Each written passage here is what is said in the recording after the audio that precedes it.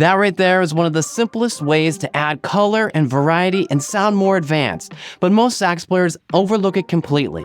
Today, I'm going to show you how to use tritone substitutions to add flavor and color to your solos instantly.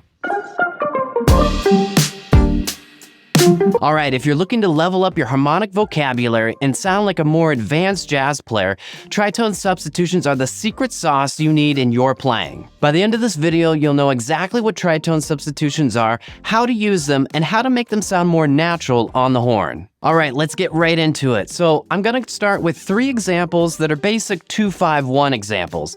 So I'm going to substitute the 5 chord with the tritone substitution.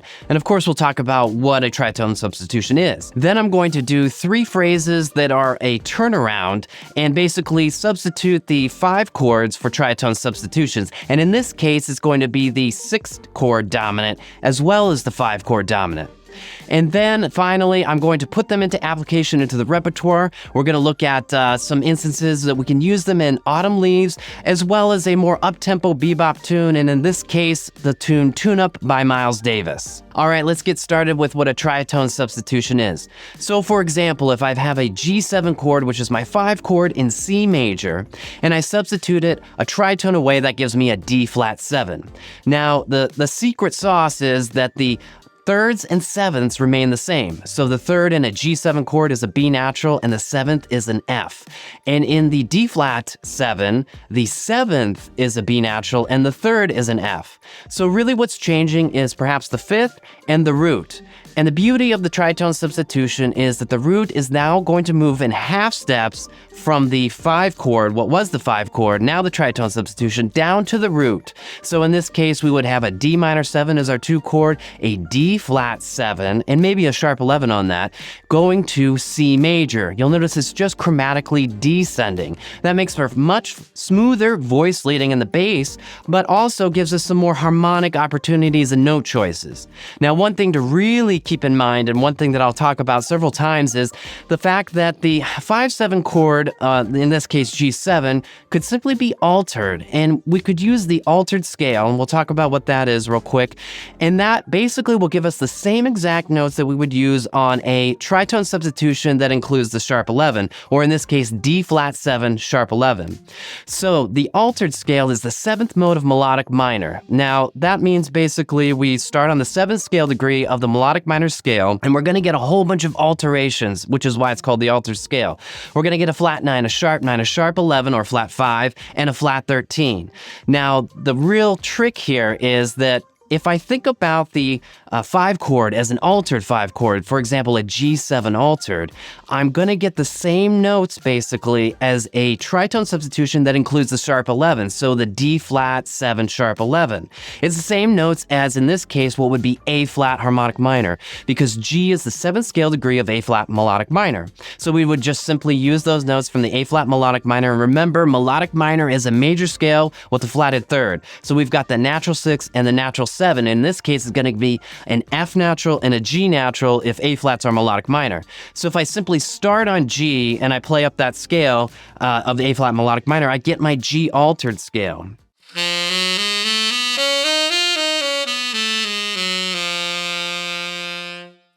Again, that gives me my flat 9, sharp 11, or flat 5, and my flat 13. And you'll see that all of these notes are contained in our tritone sub-equivalent, which is our D flat 7, sharp 11. Throughout these examples, I tried to utilize a couple of different devices. For example, shapes, sequences, approach notes. And example number 1 here, what I decided to use is a similar shape that continues from the 2 chord through the 5 chord, or our tritone substitution in this case. And then I use a series of approach notes on the major chord. Let's hear what it sounds like all together, and then we'll break it down.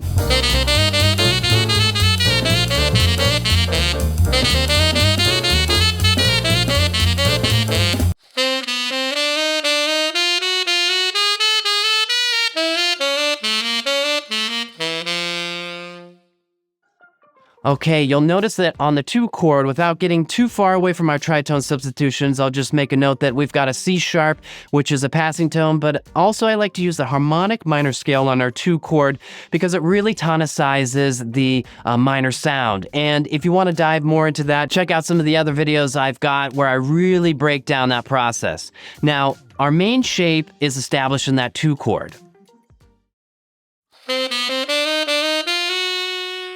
And then I just continue that shape through the tritone substitution, which starts on the 5th of the tritone substitution, which if it were a G7, we'll look at both of that, it's gonna give me my flat 9. So if we analyze it relative to the tritone substitution, we've got some more harmonious note choices, such as the 5, the sharp 11, which is definitely a color note.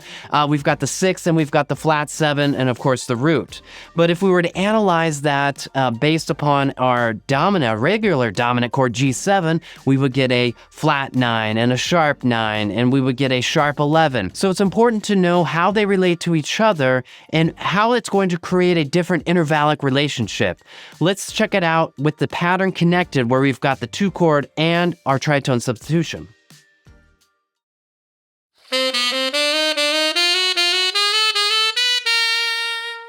I then just continue on the major chord utilizing half-step approaches from below to my chord tones. So F sharp to G, D sharp to E, B to C.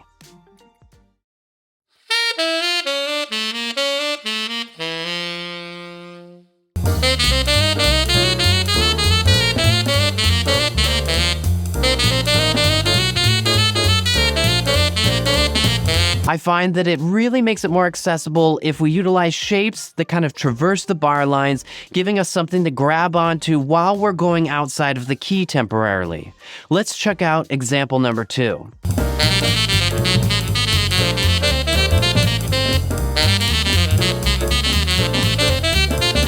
Okay, in example number 2, I utilize a shape that I really like on the tritone substitution.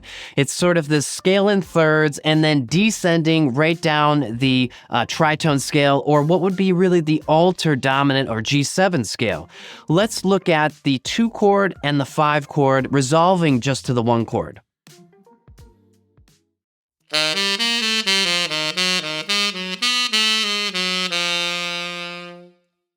That last part on measure 2 there of beats 3 and 4 is a really common way to resolve from a tension-filled harmony like an altered dominant or tritone substitution to a major chord, and I love to use this.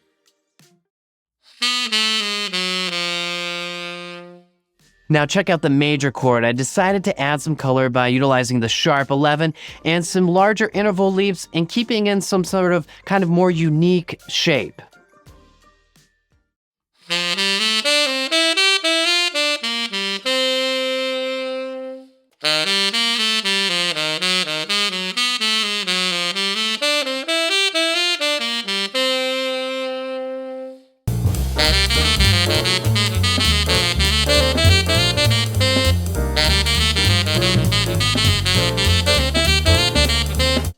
Now again, that D flat 7 sharp 11 is the same as if we did a G7 altered. We would get a flat 9 there relative to a G7 altered, a flat 9, a 7, a sharp 9, a sharp 11, all within the same chord there. So keeping that in mind, I can basically interchange them. I could, and as you'll see in our examples in the repertoire, I could take a simple G7 and substitute my own tritone substitution. Now, here's a key concept. The big difference between thinking about them as a tritone substitution versus an altered 5 chord is perhaps the notes that you emphasize. So if I'm thinking of it as a G7 altered, I might emphasize those chord tones of G, B, D natural, and F natural. But if I think of it as a tritone substitution, I'm going to emphasize the notes that bring out that arpeggio of the tritone, or D flat 7. So I'm going to emphasize different notes. I will emphasize emphasize the F, which is similar to the G7, but then I'll also emphasize the A flat and the D flat. Now, of course, then the B also transfers over from the G7.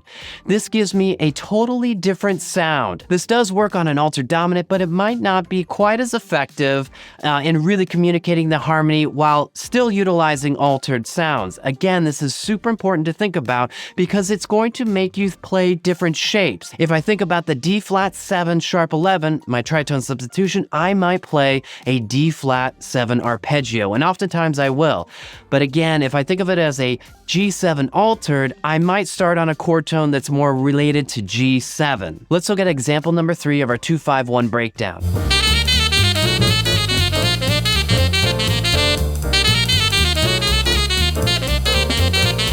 Now here I try to utilize some shapes that are also kind of some sequences. So you'll notice that the shape I use in the 2 chord, or the first measure, is similar to the shape that I use over the altered dominant or the tritone substitution. Let's take a look at those first 2 measures.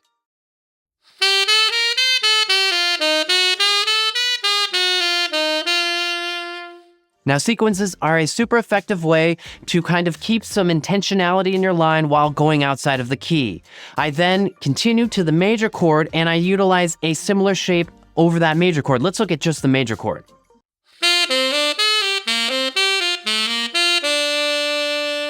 Now, this is a sequence as well. The first part of my shape is this. And then I continue a similar shape with those leaps.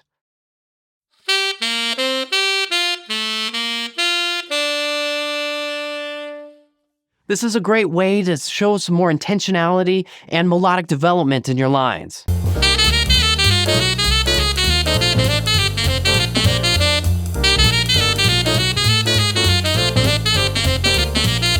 Now let's take a look at how to apply this in the context of a turnaround.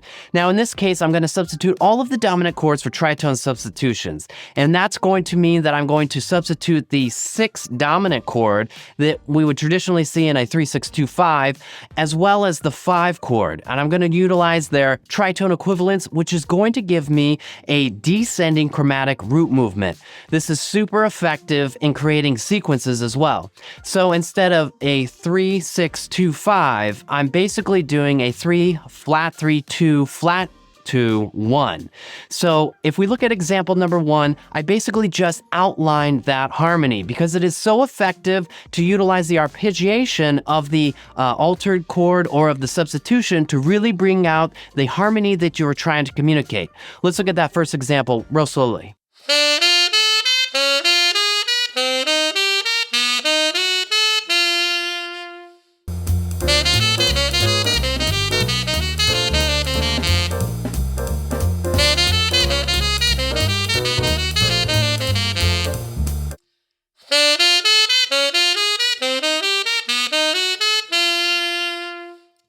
I'm simply just going up those 7 chord arpeggios. That's going to really effectively hit all of the chord tones, of course, which is going to communicate the harmony. Let's put it all together and look at it with the resolution of the 1 chord.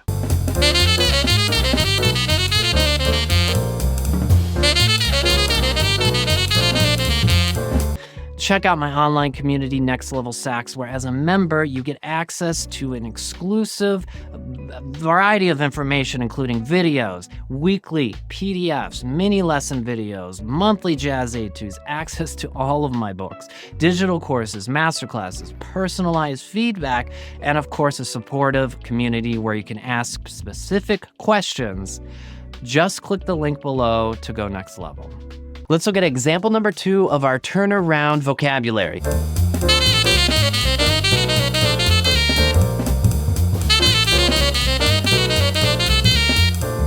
Now here, I decided to create some more variety in the shape direction.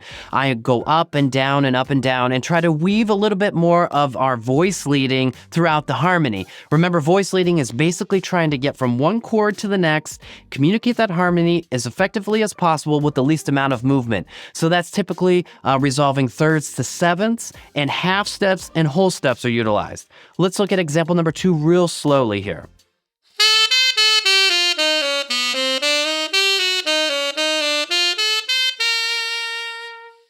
Check out the voice leading that I utilized going between the 3 chord and the flat 3 chord, and the 2 chord and the flat 2 chord. You'll notice on the 3 chord going to the flat 3 chord, it's a whole step, A to G.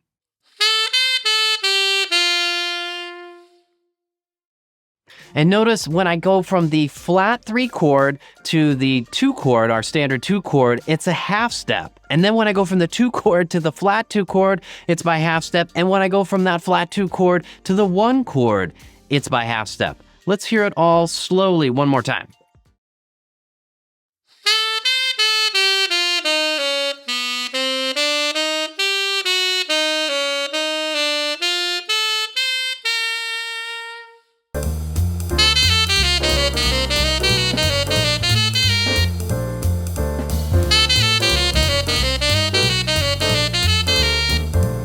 Again, a super key concept is the utilization of voice leading. Let's check out example number 3 of our turnaround vocabulary.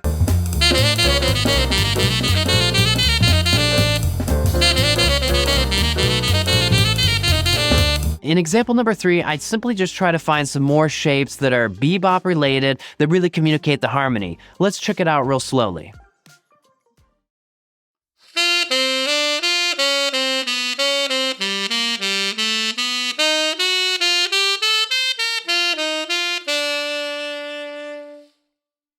You'll notice that there's a balance between shapes that are leaping and shapes that are stepwise. I also find that if I change direction, it'll create some surprise as well as create some variety in my melodic line.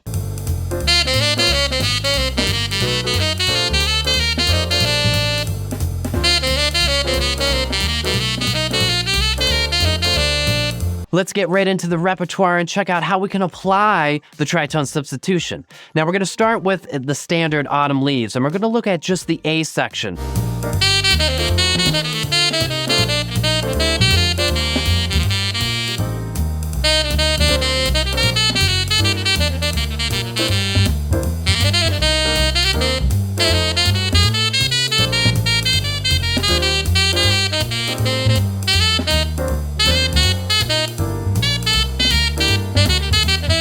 Now, of course, the first 4 bars has that 2-5 in the key of B flat concert.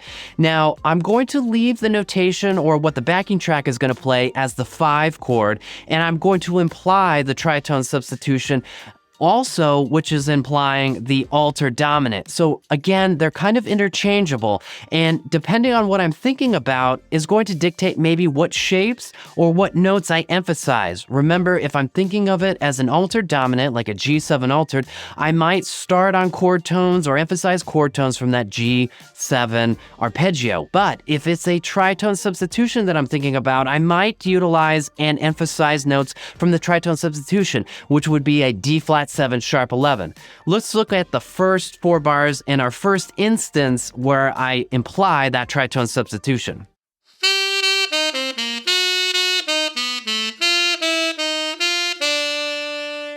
Notice this is also in line with the sequence. I'm simply taking that same melodic device and shape and just putting it down a half step, which does emphasize our A flat, which would be the flat 9 if we think of it as a G7, or the 5th of our tritone substitution. Again, a super effective way to get outside of the key is to repeat yourself in a sequence.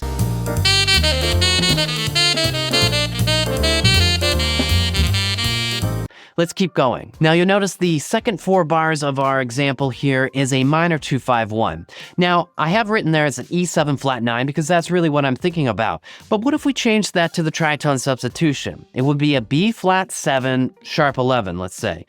I'm basically, again, going to get the same exact notes. The D is the 3rd, the F, instead of a flat 9 on an E7 is going to be our 5th, the G sharp instead of a 3rd on our E7 is going to be our flat 7, and the B natural instead of the 5th on our E7 is going to be our flat 9 on the B flat 7 sharp 11. So again, very interchangeable. Let's just hear it as written.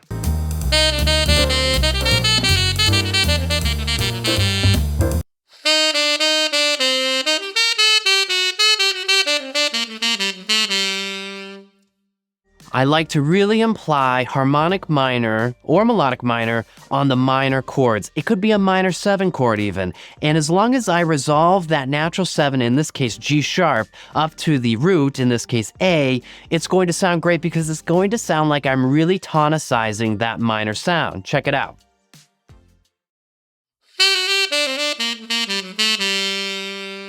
All right, let's keep going and let's check out the second example here where we can utilize the tritone substitution within the first A section of Autumn Leaves.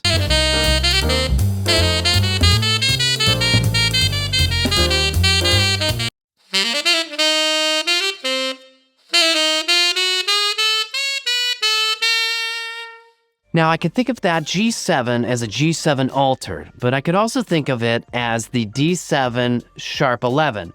If it's a D7, I'm going to get my 3rd, my sharp 11, my 5, my 6th, the 7th, of course the root, and so forth. But if I think of it as a G7 altered, I'm going to get that flat 9, sharp 9. Again, interchangeable. But I actually start on the 3rd of the tritone substitution, which is the 7th of our 5 chord. So this particular line would really fit well if the bass player decided to play the tritone substitution in that D flat, because I would simply be starting on the 3rd. Let's hear it all in context.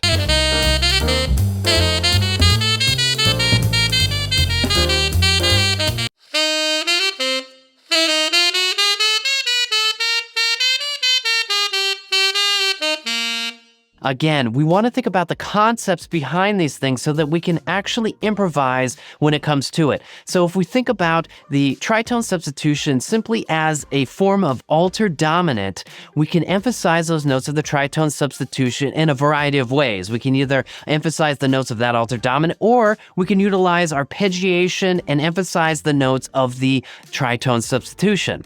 Now let's look at our final example in the repertoire, and we're going to look at it in a series of 2-5-1s in the tune by Miles Davis called Tune Up. It's a series of 2-5-1s descending and whole steps, which is a great place to utilize those tritone substitutions. And in this case, I decided to modify the harmony and the backing track to actually hear the tritone substitutions.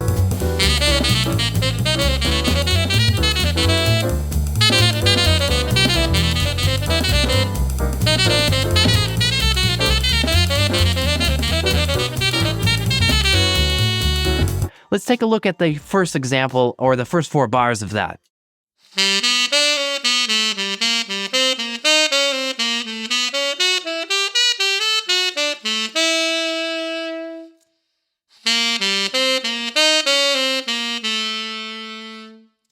Now, if that sounds familiar, that's because it is. That is one of our 3 lines that we utilized in the beginning of the video that was part of the 2-5-1 isolated analysis of the tritone substitution. I love, again, to use that shape where we're descending down the scale. And here, of course, is the example in which it's no longer a 5-7 chord. It is the tritone that I'm thinking of. It's an F7 sharp 11 instead of our B7 or B7 altered. And I'm starting on the 5th of that F7, which would be the flat 9 if we thought of it as a B7 altered, which might not be as strong as if the harmony is actually conveying the tritone substitution, but it will work, especially at tempos like this, the up-tempo bebop. Let's look at it one more time in time. First, I'm going to play it at the slower tempo, and then we're going to hear it at the up-tempo.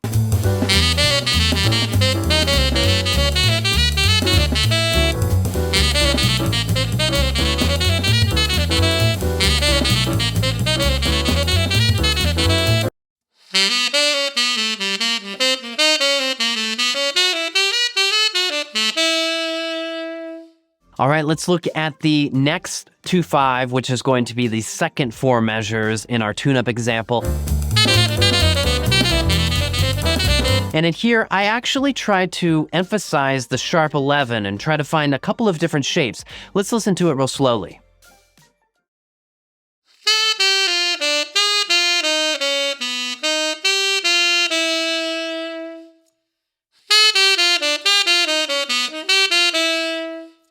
You can also hear that I'm creating a sequence from that 2 chord to our tritone substitution. I utilize that same descending shape.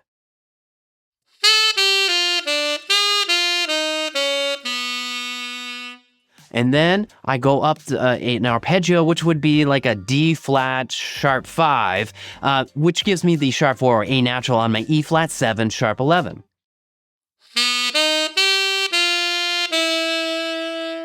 And there's our voice leading at the end there, where I go from G to F sharp and I resolve by a half step. Check out the shape that I utilize on the major chord.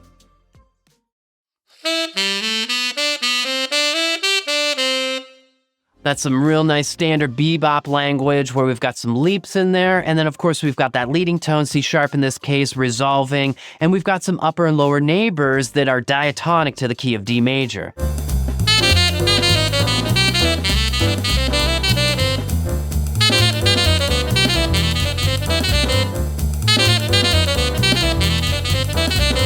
Let's look at the next 2-5 in our tune-up example.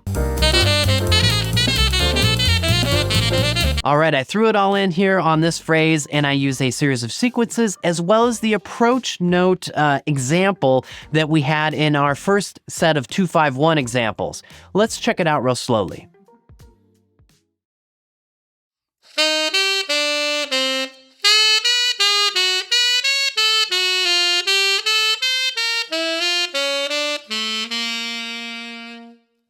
That sounds real familiar from our previous examples. Again, approaching there on the major chord by half step from below to our chord tones. So F sharp to G, D sharp to E, and B to C. Now let's check out that sequence that I utilize within the tritone substitution.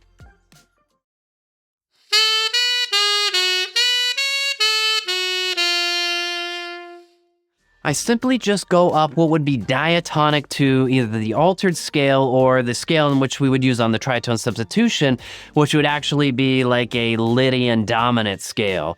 Now, I'm also resolving that last note, A flat to G, by half step to that major chord, the C major.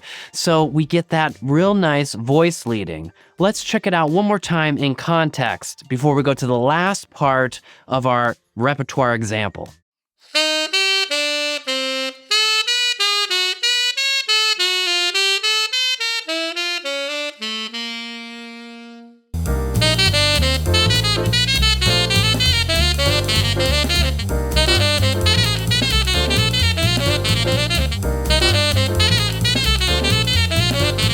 Now, I mentioned that this phrase links to the previous phrase, and I do that by sort of this melodic cell. Check out the ending of our previous phrase and how it influences the phrase that we just looked at.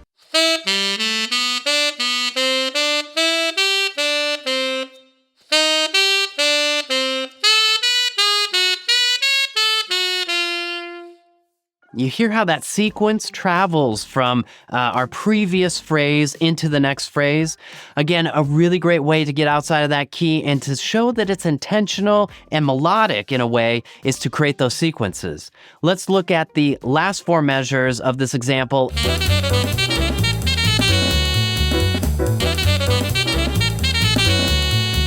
And notice how the last 4 measures starts. I'm going to start actually at the end of the example that we just looked at, going into the final 4 measures.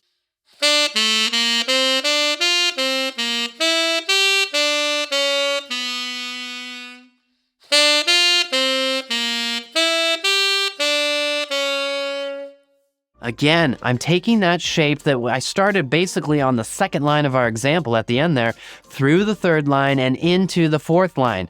It's a great way to kind of keep everything cohesive and really show that you are trying to communicate something that has some sort of structure to it. Now let's start at the beginning of that last 4 measures.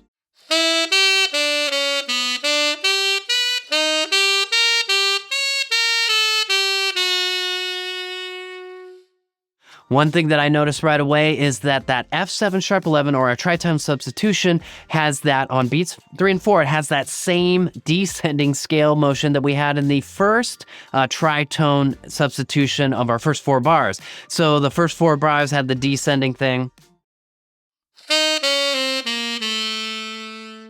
And then we end here.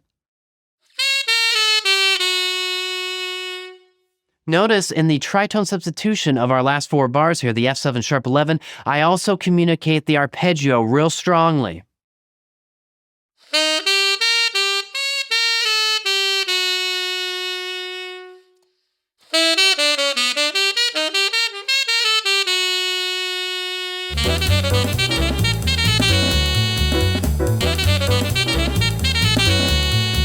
All right, I encourage you to kind of come up with a regiment and a very tangible way to practice the tritone substitutions. And basically, really just start with substituting every 5 chord that you can find so that you kind of get used to the thought process required, and then, of course, the actual sound. It's all about ear training. If we can hear the sound, it's going to come out more naturally on the horn. But if we're simply just trying to plug and play, it's going to sound much more robotic and rehearsed. So you've got to spend the time in isolating these things and really utilizing the concept. We're going to be able to actually communicate what that is on a much deeper level and make it sound more organic. All right, that's it for today, but like and subscribe if this video helped you play smarter and sound better. And of course, don't forget that it's not about all the notes that you play, it's about the right notes that you play. See you on the next video. Happy practicing.